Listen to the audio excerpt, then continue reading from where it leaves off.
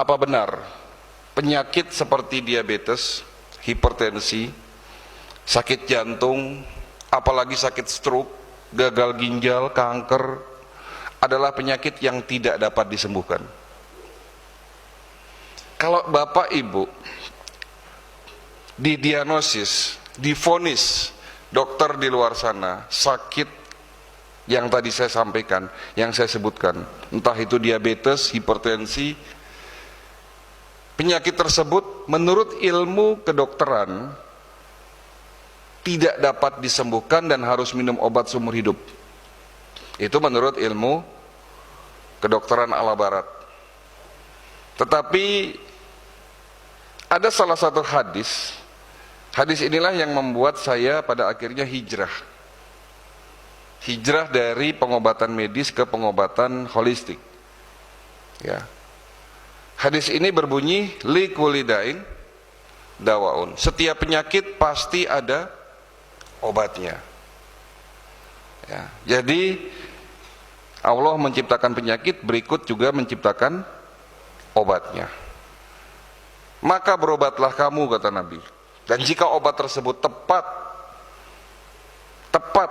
ke penyakitnya, tepat kena penyakitnya, insya Allah akan sembuh, tentunya dengan seizin Allah.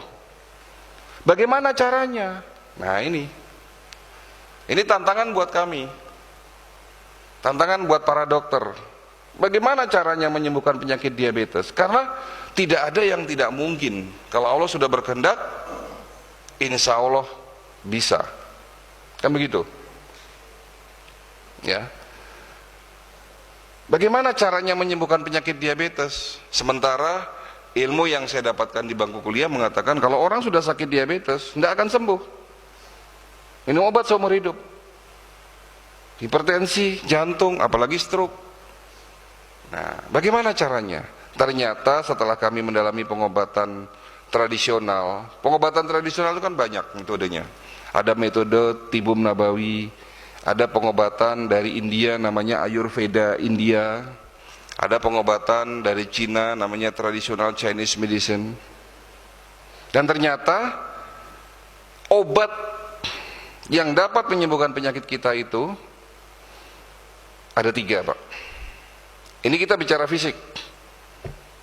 Tubuh manusia terdiri dari 3 unsur, body, mind, and soul. Fisik, pikiran, dan jiwa. Kita baru bicara fisik nih. Ya. Obat untuk fisik kita, untuk penyakit kita ada 3. Satu adalah obat yang kita minum, baik itu obat kimia maupun herbal. Kedua, obat itu ternyata ada dalam makanan kita. Jadi makanan kita juga obat, Pak. Dan yang ketiga, obat itu, obat yang paling canggih, obat yang paling mujarab, ternyata ada dalam tubuh kita sendiri.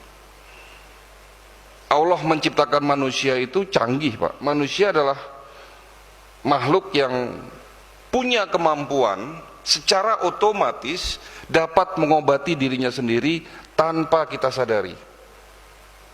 Jadi kalau Bapak terinfeksi virus corona misalnya, sebetulnya tanpa berobat pun ya, tubuh kita bisa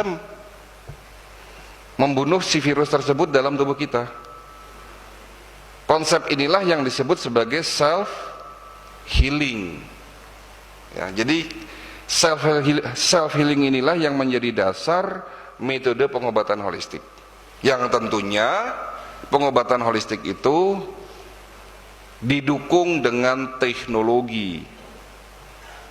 Dapat pengakuan secara medis karena apa yang menjadi metodenya itu selalu ada penelitian dan research yang panjang. Ya. Jadi gabungan antara medis dan tradisional.